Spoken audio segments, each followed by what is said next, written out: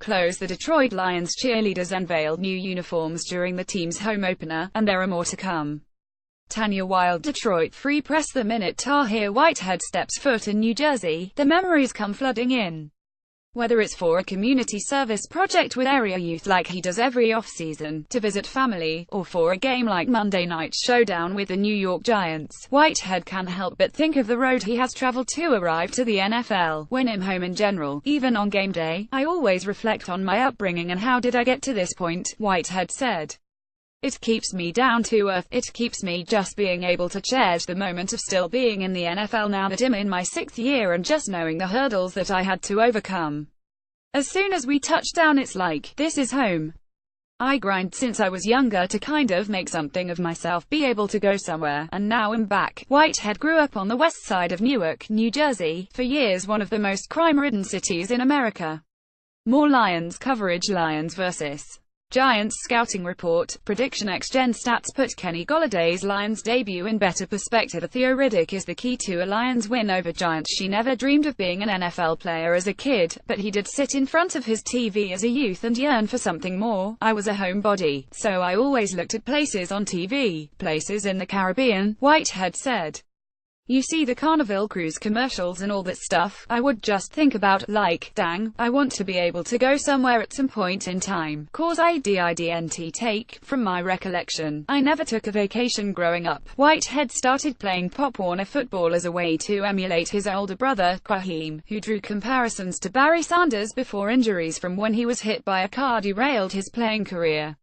Lions linebacker Tahir Whitehead rushes against the Colts during the second quarter of the Lions' 2,410 exhibition win over the Colts on Sunday, August 13, 2017, in Indianapolis. Photo Kurthmon F. Dozier DFP. Kwaheem also served as Whitehead's protector, keeping him off the dangerous Newark streets, which Whitehead said were filled with drugs, gangs and violence. Around the time he was 10 years old, Whitehead said he saw a neighborhood teen he knew fall victim to a drive-by shooting. "We weren't close friends, but one of the guys around the neighborhood that we were cool just hit the corner, see a car pull up, about 3 guys hanging out the car, just letting off shots," Whitehead said. "I remember just standing there just like, damn. Then run. And then other times, I would come home in college, same thing. Broad daylight, kids and stuff are outside, running around playing and somebody roll up and just started letting off at a group of guys." Whitehead said he witnessed the first shooting from across the street. "It was as close as on the other side of the locker room," he said, nodding at a wall 20 or so feet away. After the car pulled away, he went to check on the bloodied victim, who he said was later confined to a wheelchair. "That was really like the norm for me," Whitehead said. "Wasn't like, oh man, you were surprised some of that stuff happened. It was almost just like, hey, look, that's the neighborhood in which I live and that's what type of stuff happens. It is what it is, so that was my norm.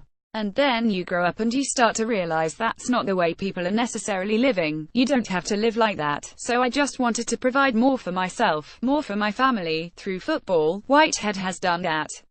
He made the improbable journey from a high school star with poor grades and one scholarship offer to a 5th-round pick in the 2012 NFL Draft who graduated from Temple with a degree in criminal justice.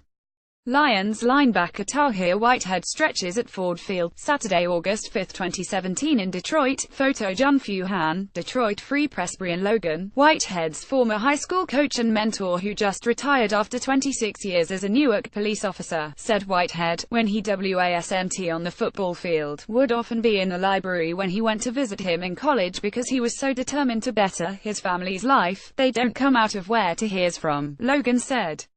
"They just don't. He made up his mind that he wanted something bigger than that and he wasn't going to settle for less. He made up his mind. He got the opportunity to go to Temple and he never looked back. He never wanted to come back to that." Whitehead spent his first 2 NFL seasons playing mostly on special teams, then took over as the Lions' starting middle linebacker after Stephen Tulloch suffered a knee injury early in 2014. He played both middle and outside linebacker the past 2 years, and moved exclusively to the weak side this season to accommodate rookie Jarrad Davis. In Week 1, Whitehead made 5 tackles in a win over the Arizona Cardinals, and if history is any indication, he could be in for a big game Monday at MetLife Stadium. As a senior in high school, Whitehead led his Westside High team to a state championship in the stadium. In 2014, he had 11 tackles there in a win over the New York Jets, and last year he made a team-high 12 stops and forced a fumble in a loss there to the Giants.